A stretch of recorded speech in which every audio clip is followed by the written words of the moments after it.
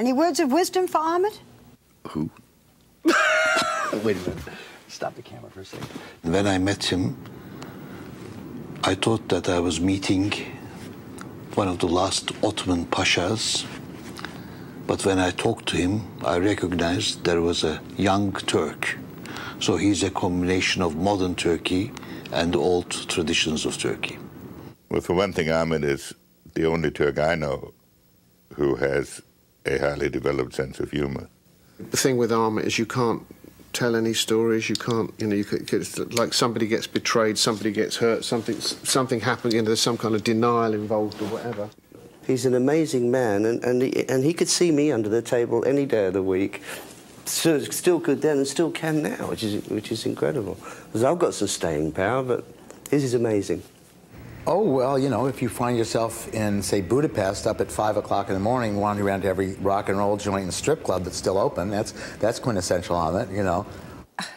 He's the strangest thing because he's like this walking advertisement for a gentleman, and then he starts talking like an old jazz player.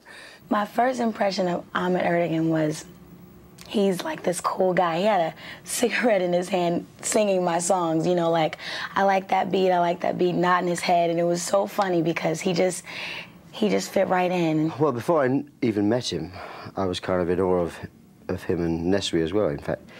I mean, because the two of them discovered and pioneered all this music that I was buying when I was a teenager. Certainly women love him. You know, he's one of those men that women will always say, you know, he makes you feel when you're with him like you're the most important person in the world. You know, but I have to say, too, without any hint of, you know, a sexual thing, that he makes me feel that way, too, you know.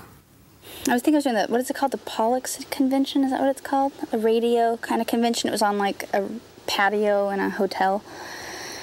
And all the radio people are there eating their, you know, hors d'oeuvres and drinking their cocktails and going, great, we gotta listen to music. And I got up there and sang, and it was really windy, and there was Ahmet with his cane, and he lifted up his cane, everybody looked at him.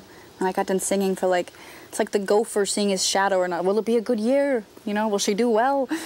And he lifted up his cane, he's like, she will be big, or something like that. It was like the Ahmet omen, like, oh! Everybody bowed, it was great.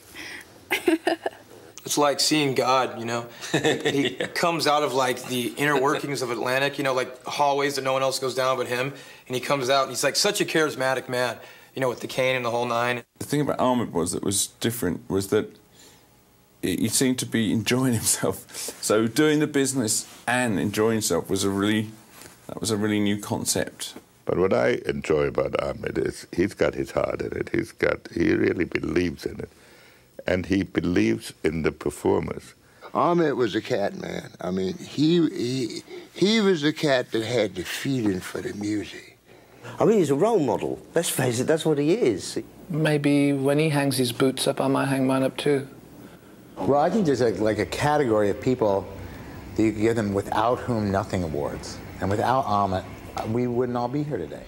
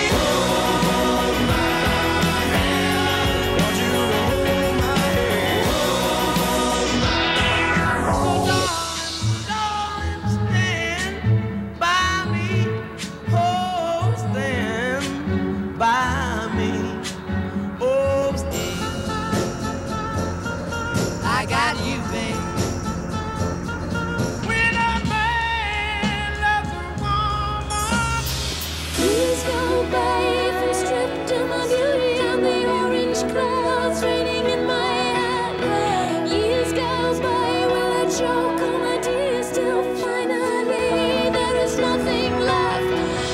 Baby, baby, baby, baby, don't you know that you're so fine? Who will say your souls if you won't sail on? Could that someone be Mac the Knife?